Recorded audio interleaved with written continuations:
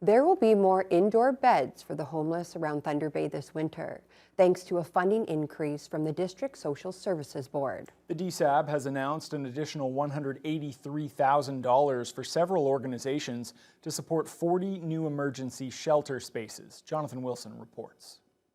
The number of emergency shelter beds for the homeless will increase this winter from 148 to 188 after the DSAB board approved an extra $183,000 in funding for 3 local organizations. We look at trends, needs, pressures with all of our partners. We sit and meet with them on a regular basis. We look at the usage trends, and we saw that this winter was going to be a little more challenging than we've seen in the past. So we did a reach out to our partners, to our shelter operators, to see what capacity might be for increased space.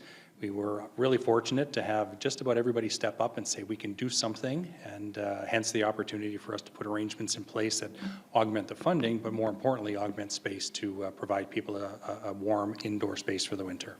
Urban Abbey already had 20 beds at its north side location for women experiencing homelessness. The DSAB has doubled their funding, so they'll now have another 20 beds for people of all genders at their south side location at the corner of Simpson Street and Victoria Avenue. Grace Place on Simpson Street also received a funding boost to increase their capacity this winter from 25 beds to 35, and the shelter house received an extra $42,000 to house another 10 people this winter. Well, it was definitely much needed. We're really concerned about the numbers that we're already seeing in some of the overflow shelters like Grace Place. Usually around this time of year, they're a lot lower and they're already full, and we haven't even hit the winter really yet. So out of concern, we worked with DSAB and the other shelters and we coordinated a plan. Carlin says they're already pretty strapped for space, housing 62 people in their current area. So they've come up with a unique solution for the extra 10 mattresses arriving later this week. We're going to put them in our cafeteria, the space where we feed people, and we're just going to move the tables out of the way. I talked to the fire department already, so it's okay with them.